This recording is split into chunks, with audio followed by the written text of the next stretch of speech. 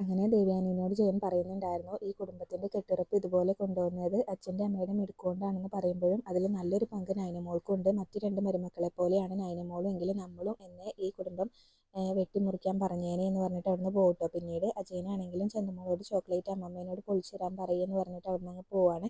ചന്ദമോള് ദേവയാനിയുടെ അടുത്ത് ചെന്നിട്ട് ഇതൊന്ന് പൊളിച്ചു തരാമോ മുത്തശ്ശി എന്ന് ചോദിക്കുമ്പം, നിനക്കെന്തിനാ ഞാൻ പൊളിച്ചു തരുന്നത്, നിനക്ക് കൈയും വായൊക്കെ ഉണ്ടല്ലോ എന്ന് ഇങ്ങനെ ആദ്യം പറയും. പിന്നീട് ചുറ്റും നോക്കിയിട്ട് എന്തായാലും മോൾക്ക് ചോക്ലേറ്റ് ഒക്കെ പൊളിച്ചു കൊടുത്ത് ഒരു കഷ്ണം എടുത്ത് വായിൽ വെച്ച് കൊടുക്കുന്നുണ്ട് കേട്ടോ. എന്നിട്ട് മോളോട് പറയും, ഞാനാണിത് പൊളിച്ചു തന്നതെന്ന് ആരോടും പറയരുത് കേട്ടോ എന്ന് പറയുമ്പോൾ, ഞാൻ ആരോടും പറയില്ല എന്ന് ചന്ദമോള് പറയാണ്. മുത്തശ്ശിക്ക് വേണോ എന്നൊക്കെ ചോദിക്കുന്നുണ്ട് കേട്ടോ. അപ്പോൾ ഞാൻ ചോക്ലേറ്റ് കഴിക്കുന്ന പ്രായമൊന്നുമല്ലല്ലോ ഇപ്പോൾ എന്നൊക്കെ പറഞ്ഞിട്ട് ദേവയാനി മനസ്സിൽ ഓർക്കുന്നുണ്ടായിരുന്നു.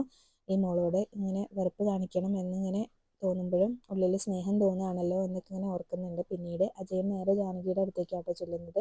എന്നിട്ട് പറയുന്നുണ്ടായിരുന്നു, അബിക്കൊരു കുഞ്ഞായി, അതുപോലെ തന്നെ ആദർശിൻ്റെ കുഞ്ഞല്ല ചന്ദമോള് എന്നുണ്ടെങ്കിലും നൈനി ആദർശൊക്കെ അതിന് സ്വന്തം മോളെപ്പോലെയാണ് ഇപ്പോൾ കാണുന്നത്. അപ്പം നമുക്കും പേരക്കുട്ടികളൊക്കെ വേണ്ടേന്ന് ഇങ്ങനെ ചോദിക്കുമ്പോൾ, അത് ഈ ജന്മം നടക്കുമെന്ന് തോന്നുന്നില്ല എന്ന് പറയും കേട്ടോ. അജയൻ ചോദിക്കുന്നുണ്ടായിരുന്നു, അതെന്താ നീ അങ്ങനെ പറഞ്ഞേന്ന്.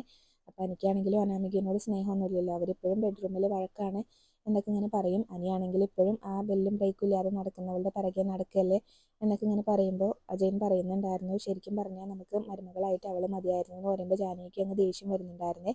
അപ്പോൾ അച്ഛനും അമ്മയും ഈ കല്യാണം ഇങ്ങനെ ഒരു അബദ്ധമായി പോയോ എന്ന് ഇപ്പോഴും പറയുന്നുണ്ട് എന്ന് പറയുമ്പോൾ ജാനകി പറയും, അതൊക്കെ ഇങ്ങനെ നയനിയും അവളുടെ ചേച്ചിയും കൂടെ ഇങ്ങനെ പറഞ്ഞ് പറയിപ്പിക്കുന്നതാണ്, സ്വന്തം മരുമകളുടെ സ്വഭാവം അറിയണമെങ്കിൽ ഇങ്ങനെ കണ്ണിന് കാഴ്ച വേണം എന്നൊക്കെ പറഞ്ഞിട്ട് ദേഷ്യപ്പെട്ട് അവിടെ നിന്ന് അങ്ങ് പോകും കേട്ടോ. പിന്നീട് ദേവയാനി മുത്തശ്ശൻ്റെ അടുത്തേക്ക് ചെന്നിട്ട് ഇങ്ങനെ മുത്തശ്ശനോട് പറയുന്നുണ്ടായിരുന്നു, എനിക്ക് അച്ഛനോട് കുറച്ച് സീരിയസ് ആയിട്ടൊന്ന് സംസാരിക്കണം എന്ന് പറയും കേട്ടോ. അപ്പോൾ മുത്തശ്ശൻ ചോദിക്കുന്നുണ്ടായിരുന്നു, ചന്ദമോളുടെ കാര്യമല്ലേ, ഞാനും നിന്നോട് അതിനെക്കുറിച്ച് സംസാരിക്കാനിരിക്കുകയായിരുന്നു എന്ന് പറഞ്ഞിട്ട് ഇങ്ങനെ ചോദിക്കുന്നുണ്ട് ദേവയാനിനോട്. നിന്നെ ഡോക്ടർ ഹേമലത വിളിച്ചോ എന്ന് ചോദിക്കും കേട്ടോ. അപ്പോൾ വിളിച്ചു, ആദർശിന് ഇങ്ങനെ എന്തൊക്കെയോ പ്രശ്നങ്ങളുള്ളതുകൊണ്ട് അവർക്ക് ഒരു കുഞ്ഞുണ്ടാവാൻ കുറച്ച് താമസം എടുക്കും എന്ന് പറഞ്ഞു എന്ന് പറയുമ്പോൾ മുത്തശ്ശൻ പറയും, അത് മുൻകൂട്ടി കണ്ടുകൊണ്ടൊന്നല്ല ഞാൻ ചന്തമോളെ ഇങ്ങോട്ട് കൊണ്ടുവന്നത്, അപ്പോഴത്തെ സാഹചര്യം അതായിരുന്നു എന്ന് പറയാണ് കേട്ടോ.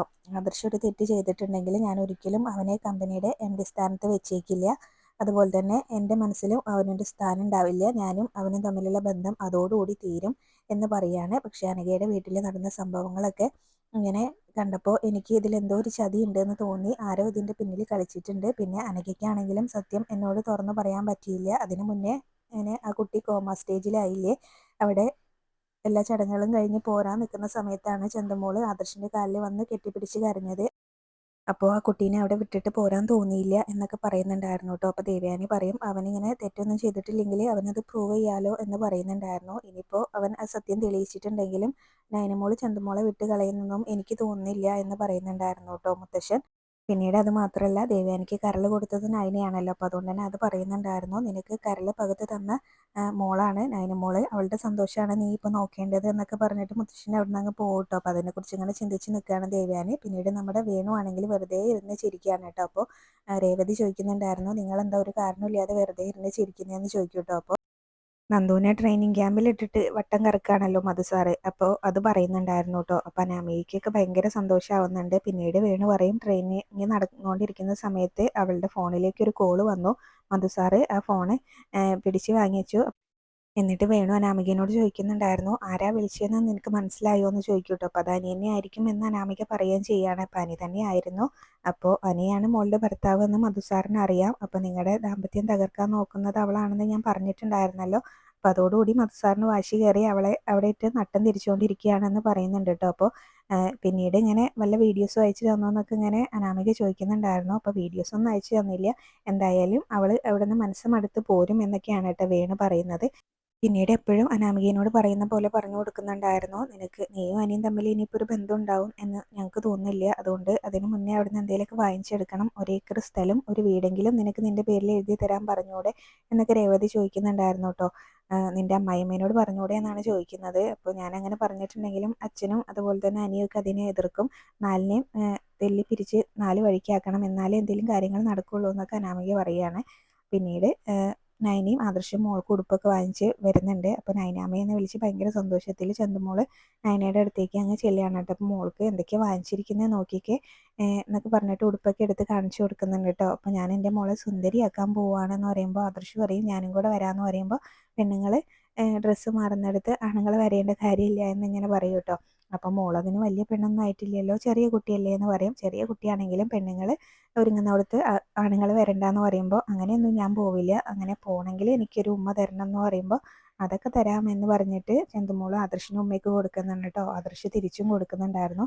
പിന്നീട് ആദർശ് പറയും, ഇനി ഡ്രസ്സൊക്കെ മാറിച്ച് സുന്ദരിയാക്കി അമ്മമ്മേനെ കൊണ്ടുപോയി കാണിക്കേ എന്ന് പറയും. അപ്പം മോളുടെ മുഖം അങ്ങ് മാറും കേട്ടോ.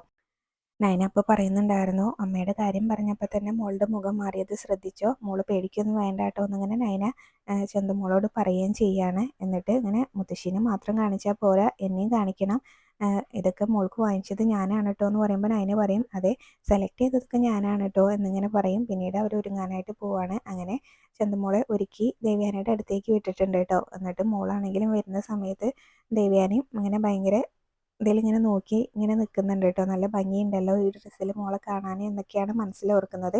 അപ്പോൾ ചന്തുമോളാണെങ്കിലും വന്നിട്ട് ചോദിക്കുന്നുണ്ടായിരുന്നു, എങ്ങനെയുണ്ട് മുത്തശ്ശി എൻ്റെ പുതിയ ഉടുപ്പ്, നൈനാമ്മ വാങ്ങിച്ചു തന്നതാണ് എന്നൊക്കെ ഇങ്ങനെ പറയൂ കേട്ടോ. അതൊക്കെ നീ എന്തിനാ എന്നോട് ചോദിക്കുന്നത്, അപ്പോൾ നിന്നെ മോളായിട്ട് ഏറ്റെടുത്തല്ലോ നൈനാമ്മ, ഇനിയിപ്പോൾ ഇതുപോലുള്ള സമ്മാനങ്ങളൊക്കെ പ്രതീക്ഷിക്കാം എന്ന് പറയുമ്പോൾ മോള് വീണ്ടും ചോദിക്കുന്നുണ്ട്, എങ്ങനെയുണ്ട് എൻ്റെ ഉടുപ്പ് കേട്ടോ. അതൊന്നും ഇപ്പോൾ ഞാൻ എന്തിനാ പറയുന്നത് എന്നൊക്കെ പറഞ്ഞിട്ടാണ് ഇങ്ങനെ ദേവയാനി ഇങ്ങനെ മോളോട് സംസാരിക്കുന്നത്. അപ്പോൾ നയന അങ്ങോട്ട് വരുന്നുണ്ടായിരുന്നു.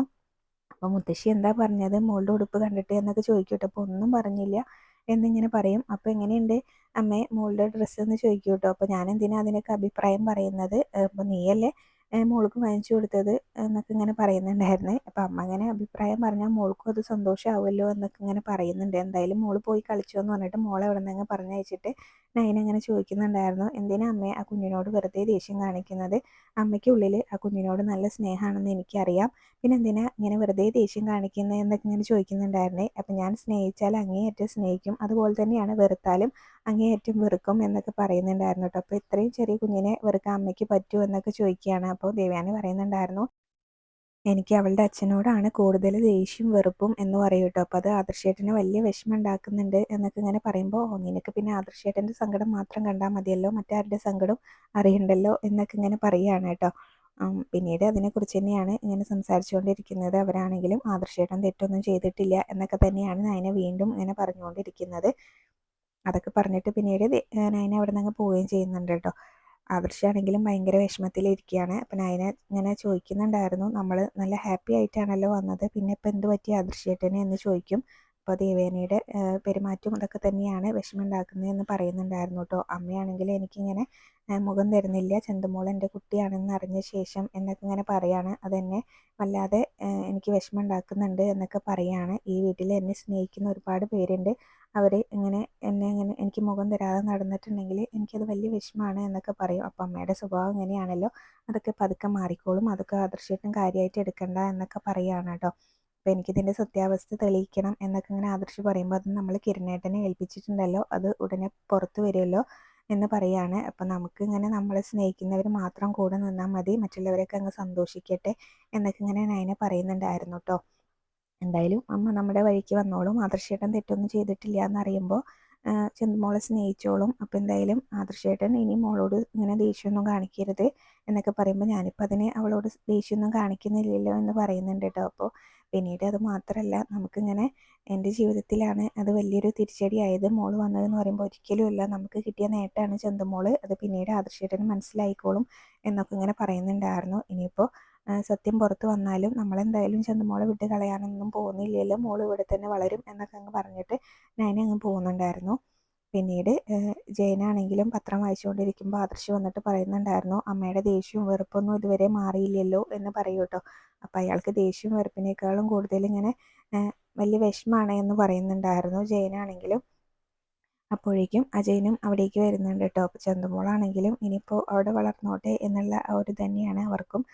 സത്യത്തിന് പിറകെ നീ എന്താ പോവാത്ത, സത്യം തെളിയിക്കാൻ ഇങ്ങനെ നിസ്സാരമായിട്ട് സാധിക്കുമല്ലോ എന്നൊക്കെ ജയൻ പറയുമ്പോൾ, ആര് പറഞ്ഞു സത്യത്തിന് പിറകെ പോകുന്നില്ല എന്നുള്ളത്, ഇതിൻ്റെ പിന്നിൽ എന്തൊക്കെയോ ചതി നടന്നിട്ടുണ്ടെന്ന് അവരും പറയുന്നുണ്ടായിരുന്നു കേട്ടോ. അപ്പം അന്ന് അനഘയുടെ വീട്ടിൽ പോയ സമയത്ത് ഒരു കുറുക്കൻ നിങ്ങളുടെ കൂടെ വന്നായിരുന്നല്ലോ എന്നൊക്കെ ഇങ്ങനെ അജയൻ പറയുന്നുണ്ടായിരുന്നു. അതെ, ഞങ്ങൾ തിരിച്ചു പോരുമ്പോൾ അവൻ്റെ കുട്ടിയാണ് ചന്തുമോൾ എന്ന് പറയാൻ എന്നോട് പറഞ്ഞു, അവിടെയാണ് എനിക്ക് സംശയം ഉണ്ടാക്കിയത് എന്നൊക്കെ ആദർശ് പറയുമ്പോൾ, അവൻ അങ്ങനെയൊക്കെ ത്യാഗം ചെയ്യുമോ എന്നൊക്കെ ഇങ്ങനെ ജയനും ചോദിക്കുന്നുണ്ട് കേട്ടോ.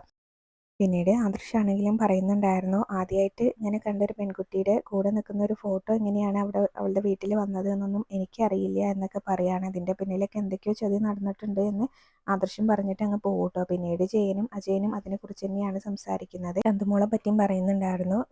ജാനകിക്കും അതുപോലെ തന്നെ ജലജയ്ക്കും അനാമികയ്ക്കൊന്നും ചന്തുമോളെ ഇഷ്ടമല്ലല്ലോ, അതിനെക്കുറിച്ച് പറയാണ്. ഇനിയിപ്പോൾ ഇത് ആരുടെ കുട്ടിയായാലും ചന്തുമോൾ ഇവിടെ വളർന്നുകൊണ്ട് നമുക്ക് പ്രത്യേകിച്ച് ബുദ്ധിമുട്ടൊന്നും ഇല്ലല്ലോ, നമ്മളും അതിനെ അംഗീകരിച്ച് കഴിഞ്ഞില്ലേ. അപ്പോൾ ജയൻ പറയുന്നുണ്ടായിരുന്നു, ആദർശിൻ്റെ മാന്യത കളയാൻ വേണ്ടിയിട്ട് ഇതിൻ്റെ പിന്നിൽ ആരോ കളിച്ചിട്ടുണ്ട് എന്നാണ് എനിക്ക് തോന്നിയതെന്ന് പറയുമ്പോൾ അത് കേട്ടുകൊണ്ടാണ് കേട്ടോ അഭി അങ്ങോട്ട് വരുന്നത്. അപ്പോൾ അവിടെയാണ് ഇന്നത്തെ എപ്പിസോഡ്.